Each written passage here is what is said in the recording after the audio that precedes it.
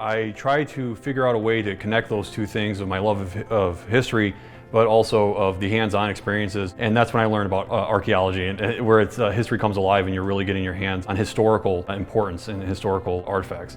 I really am quite fascinated by people, but the nice thing about anthropology, especially coming from the sort of more archaeology side of it, is it also brings in that history element, which is something I really enjoy too. But it's also really nice because it's a very diverse field. There's a lot you can do in it.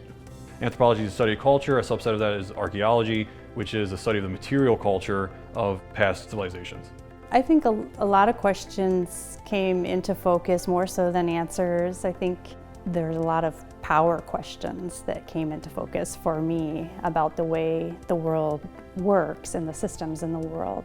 And that's the work of an anthropologist or a social scientist, to really dig into that history, into those systems, and try to understand them. We train our students with a strong background in classical, archaeological, and anthropological training, but we also provide lots of unique hands-on activities and experiences to get people out and doing things with archaeological research that mirror their career trajectories. Going to work in museums, going to work in resources management, going to work for federal agencies, doing research work or educational opportunities. Objects and things really can tell us so much about the people that made them, used them, discarded them, and that object analysis is a way to allow students to connect in a very immediate way to the past. You're getting your hands dirty on something that's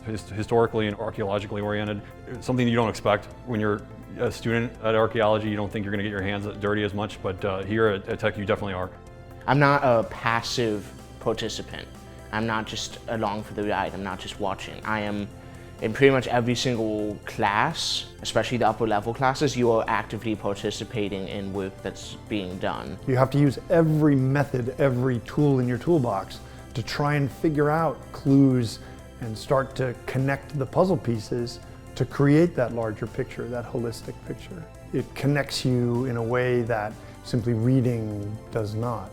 The department is small enough to where you're getting direct input from your professors, you're working directly under them, and some of these professors are world leading in their fields, and that means a lot to me. It's just something that's unique, I found, amongst Michigan Tech, where you're learning directly from your professors underneath them in projects in the field or in class, and you're getting to know them on a personal level, and they're getting to know you on a personal level.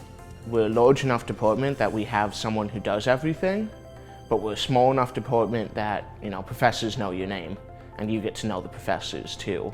We're a small group of people who are all just excited and curious about the world, working together to learn and build better understandings. That's really what the advantage of Michigan Tech is.